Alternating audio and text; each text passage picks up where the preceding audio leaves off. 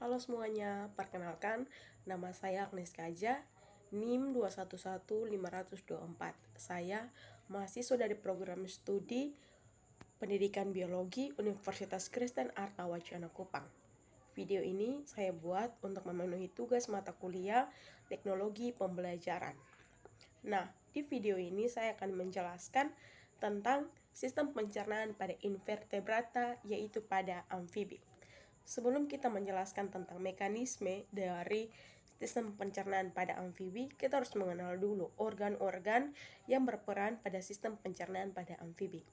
Jadi, sistem pencernaan pada amfibi itu terbagi atas dua, yaitu saluran pencernaan dan kelenjar pencernaan. Saluran pencernaan terdiri dari rongga mulut, kerongkongan atau esofagus, kemudian lambung, usus halus, usus besar, dan berakhir pada kloaka. Sedangkan kelenjar pencernaannya ada di hati, cairan empedu, dan kelenjar pankreas.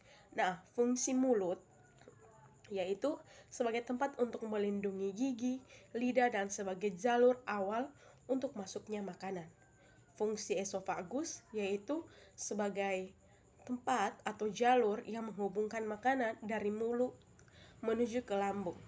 Kemudian, fungsi dari lambung adalah sebagai tempat penyimpanan makanan sementara atau gudang makanan. Di lambung akan terjadi proses penghancuran makanan menjadi partikel-partikel yang lebih kecil. Kemudian, fungsi dari usus halus. Jadi, fungsi dari usus halus adalah sebagai tempat penyerapan sari-sari makanan untuk diedarkan ke seluruh tubuh dan menjadi energi bagi amfibi atau katak. Kemudian fungsi dari usus besar adalah sebagai tempat penyerapan air dan pembusukan sisa-sisa makanan.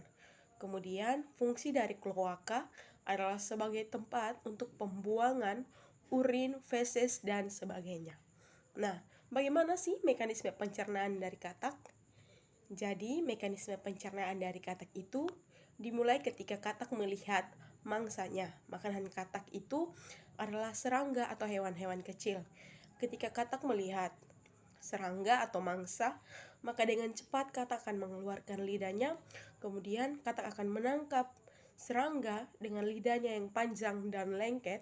Kemudian akan memasukkan ke dalam mulut dan ditahan dengan giginya. Kemudian katak langsung menelan serangga yang ada dalam mulut tersebut, dibantu dengan kelenjar air liur atau kelenjar saliva untuk melumas sehingga makanan itu masuk, karena katak menelan makanan itu langsung tanpa mengunyahnya. Kemudian makanan akan masuk ke kerongkongan.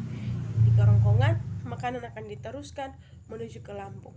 Kemudian ketika makanan sampai di lambung, akan terjadi dua sistem pencernaan, yaitu sistem pencernaan secara kimiawi dan sistem pencernaan secara mekanik. Sistem pencernaan secara kimiawi akan dibantu oleh enzim-enzim yang dihasilkan oleh kelenjar pankreas. Kemudian di lambung juga makanan akan dihancurkan dengan mekanisme kimiawi atau gerak peristaltik, di mana dinding otot daripada lambung akan meremas-remas makanan dan menghancurkannya. Selain daripada enzim-enzim yang membantu di lambung, ada juga cairan empedu yang membantu untuk membunuh toksik atau zat beracun, dan juga ada asam klorida di dalam lambung yang berfungsi untuk membunuh atau mengasamkan serangga yang mungkin saja masih hidup tadi, karena katak menelan makanannya tanpa mengunyah. Kemudian setelah dari lambung, makanan akan diteruskan ke usus. Sampai di usus, makanan akan diserap sari-sari makanannya, kemudian diedarkan ke seluruh tubuh melalui pembuluh darah yang terdapat pada usus halus. Kemudian pada usus besar terjadi penyerapan sisa-sisa air ataupun sisa-sisa nutrisi dan terjadi pembusukan makanan. Setelah makanan busuk, makanan akan diteruskan ke kloaka untuk dibuang. Nah, teman-teman, itulah mekanisme dari sistem pencernaan amfibi atau katak.